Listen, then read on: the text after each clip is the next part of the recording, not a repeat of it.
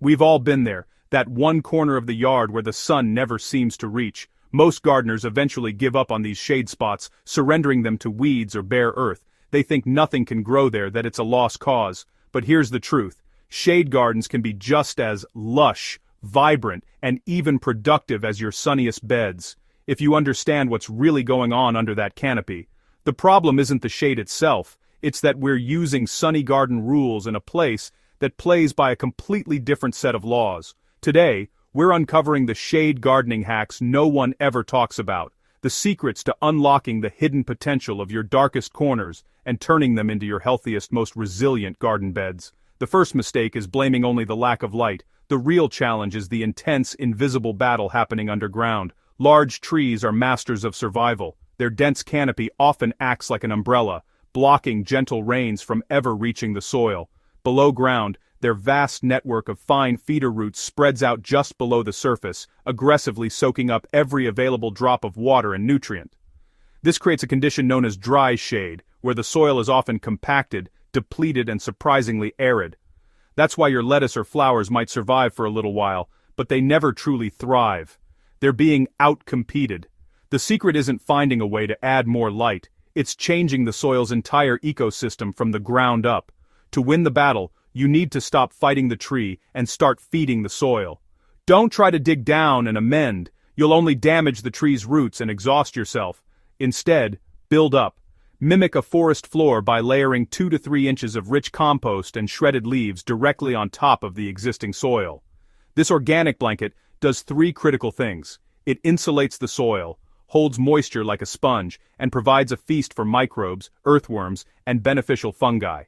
As this layer breaks down, it creates humus, the dark, spongy heart of healthy soil, which naturally softens the compacted ground below.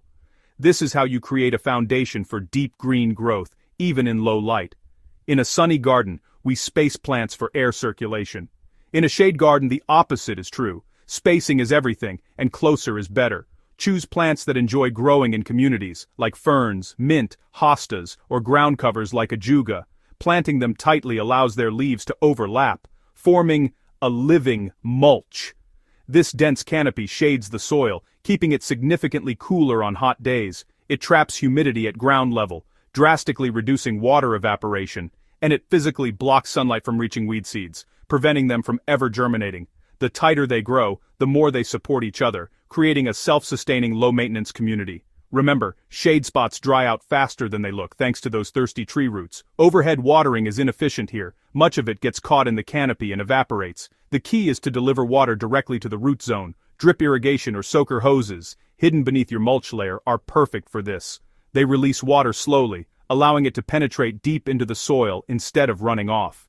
For sloped areas, you can even create small swales or place stones strategically to slow down rainwater and give it time to soak in. The more water your shade soil can absorb and hold, the less stress your plants will face. A healthy shade garden thrives when you garden like a forest, not a farm. Forget synthetic, fast-release fertilizers, which can create weak, leggy growth in low light. Instead, focus on building soil fertility slowly and naturally. Continue to top-dress your garden with organic matter throughout the year. Add your used coffee grounds, which provide a gentle nitrogen boost. Layer on more shredded leaves in the fall. Let the natural cycle of decomposition, driven by microbes and fungi, do the work for you.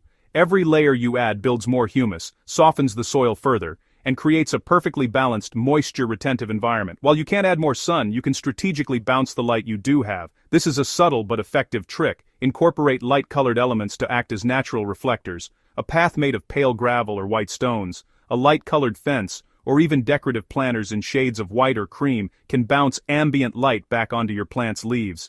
This isn't going to turn deep shade into partial sun, but even a 10% boost in reflected light can encourage fuller, more robust growth in leafy plants and help variegated foliage stand out.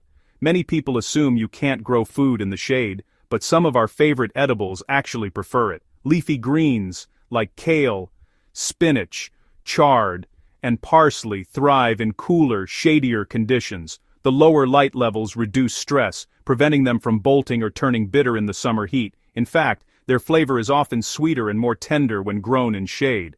Herbs like mint and cilantro also do wonderfully, and don't rule out fruit, Alpine strawberries can produce small, intensely flavorful berries in partial shade, provided the soil is rich and consistently moist.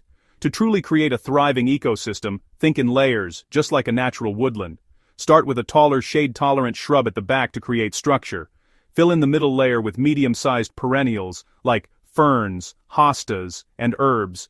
Finally, use low-growing ground covers to protect the soil at the front. Each layer performs a function. The upper layers provide shelter, the middle layers add mass and texture, and the ground cover acts as that living mulch we talked about. Together they create a multi-story community that cools the air, retains moisture, and feeds the soil, turning a bare corner into a self-regulating mini-ecosystem. When you stop fighting the shade and start building life below the surface, that challenging spot becomes your garden's secret weapon. You get cooler roots that are less stressed in summer heat, soil that holds moisture for longer and far fewer weeds to pull. You create a calm, thriving ecosystem that requires less intervention. It's a quieter, more observant way of gardening, and it's where some of the most resilient and beautiful gardens are born. So, don't fight the shade. Work with it. Feed the soil first, choose the right plant communities, layer the life, and watch as nature handles the rest. You'll be rewarded with a garden that is not only beautiful but also resilient and alive. Subscribe to Soil Story for more science-backed hacks that help your garden thrive where others give up. And if you know a gardener struggling with a shady spot, share this video to help them grow smarter, not harder.